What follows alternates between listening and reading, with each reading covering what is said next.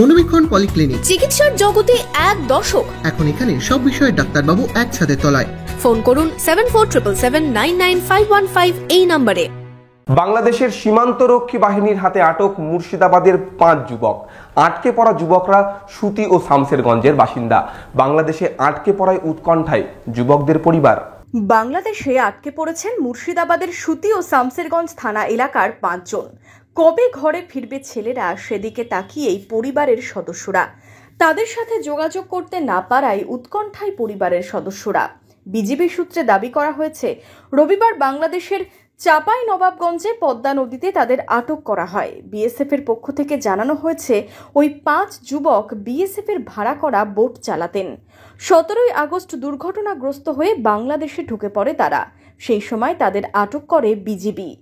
BSF এর পক্ষ থেকে জানানো হয়েছে, শনিবার নিমতিতায় নদী থেকে গরু উদ্ধারের সময় গঙ্গা নদীর তীব্র স্রোতে বোট সহ ভেসে গিয়েছিল 5 যুবক। স্রোতের কারণেই বাংলাদেশের এলাকার মধ্যে ঢুকে পড়ে ওই বোট। জানানো হয় বিজিবিকেও, তবে ওই যুবকদের ফেরাতে অস্বীকার করে বিজিবি। 5 জনের মধ্যে 3 জন সুতি থানা এলাকার বাসিন্দা, 3 জন আবার নাবালক। বাড়ি থেকে গেছে, বলে যায়নি আমাকে।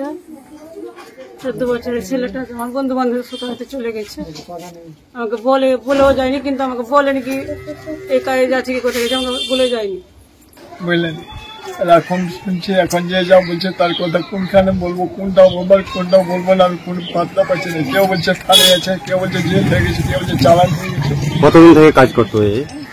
কাজ করে না, ও বিদেশ খাটে, কিন্তু যখন থাকে তখন ওদের সেশন বলে যে নৌকার দিকে ও একটু মানে ফারওয়ার্ড একটু কাজ কামের দিকে কথা ফেলতে পারে না। সবাই ওকে ভালোবাসে। কাদের নৌকা চালাতো?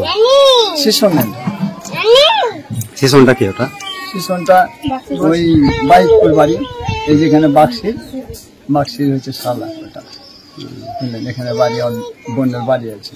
শুক্রবার সকলেই বাড়ি থেকে বেরিয়েছিলেন। কেউ বলেছিলেন সন্ধেয় ফিরে আসবেন, কেউ আবার বাড়িতে না জানিয়েই বেরিয়েছিল। তবে বাংলাদেশে আটকে পড়ার খবরে রাতের ঘুম উড়েছে পরিবারের সদস্যদের। আমার স্বামী শুক্রবারের দিন কাজে গিয়েছিল। শনিবারের দিন সকাল থেকে 10টার দিক থেকে আমরা জানতে পারছি ওরা বাংলাদেশ ঢুকে গেছে। কিভাবে হলো এটা? ও কাজে গিয়েছিল, কাজে যাওয়ার পর ও যে নৌকাটা গিয়েছিল ওই নৌকাটা খারাপ হয়ে গেছিল, ওরাকে ওই নৌকাটা আনতে পাঠানো হয়েছিল আর একটা নৌকা নিয়ে। ওই নৌকাটাও খারাপ হয়ে যাওয়ার করার জন্য ওরা তখন 2 জন মিলে ভেসে গিয়েছিল ওই নৌকা নিয়ে। তখন কুলকিটানে না পেয়ে তখন বাংলাদেশ ঢুকে গেছে। কাদের সঙ্গে কাজ করতো? বিএসএফ এর সাথে। কতদিন থেকে কাজের সঙ্গে জড়িয়ে আছে? প্রতি বছরই কাজ হয়, ভরা গঙ্গার সময় যায়। 5 জনের পরিবারই এখন পথ চেয়ে বসে আছে, কবে ঘরে ফিরবে তাদের ঘরের ছেলে সেই অপেক্ষায়। উৎকণ্ঠা কাটছে না পরিবারের। Bureau report, imagine community media.